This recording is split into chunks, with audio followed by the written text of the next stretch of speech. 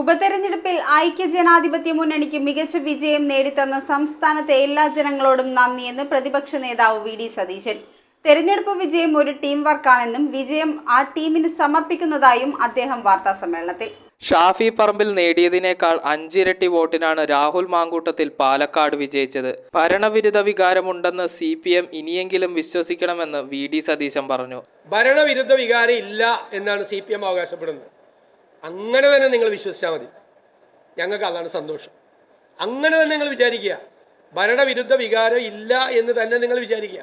രാഹുലിന്റെ ഭൂരിപക്ഷം BJPയുടെയും CPMന്റെയും തെരഞ്ഞെടുപ്പ് നിയന്ത്രിച്ചവർക്ക് സമർപ്പിക്കുന്നതായും വിജയം ഒരു ടീം വർക്കാണെന്നും അദ്ദേഹം വ്യക്തമാക്കി. പാലക്കാടിന്റെ ചരിത്രത്തിലെ ഏറ്റവും വലിയ ഭൂരിപക്ഷം. സത്യത്തിൽ ഞങ്ങളെല്ലാം പറഞ്ഞത് 10,000-ന് മീതെ ഒരു 15,000-ന് ഇടയിലുള്ള ഭൂരിപക്ഷമാണ്. സത്യത്തിൽ ഈ 18,000 എന്ന് പറയുന്നത് അത് ഞങ്ങൾക്ക് മാത്രം അവകാശപ്പെട്ടതല്ല, അത് BJPയുടെയും CPMന്റെയും തെരഞ്ഞെടുപ്പ് നിയന്ത്രിച്ചവർക്ക് കൂടി അവകാശപ്പെട്ട. ഞാൻ അവർക്ക് കൂടി കൊടുക്കുക. പാലക്കാടും വയനാടും നല്ല വിജയവും ചേലക്കരയിൽ വലിയ പെർഫോമൻസും നടത്താൻ കഴിഞ്ഞത് ഐക്യജനാധിപത്യ മുന്നണിയുടെയും കോൺഗ്രസിൻ്റെയും കൂട്ടായ ഒരു ടീം വർക്കിൻ്റെ ഫലമാണ്. ഞാൻ ആ ടീം വർക്കിന് ഈ വിജയം സമർപ്പിക്കുക.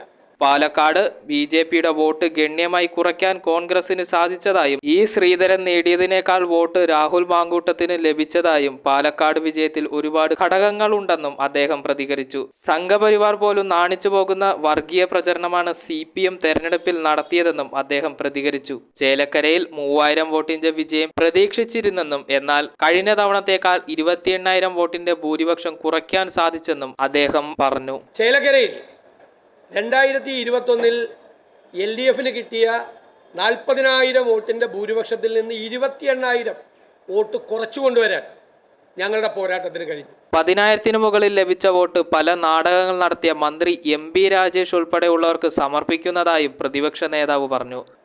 മുഖ്യമന്ത്രിയുടെ ഏറ്റവും അടുത്തയാളായ പൊതുമരാമത്ത് മന്ത്രി, അദ്ദേഹമാണ് മുഖ്യമന്ത്രിക്ക് വേണ്ടി വരാറുള്ളത്, വേറെ ആരെയും കാണാറില്ല.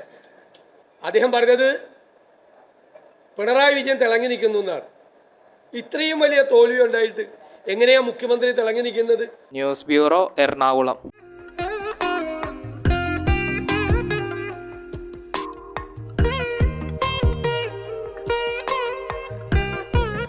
Nakshatra Gold and Diamonds.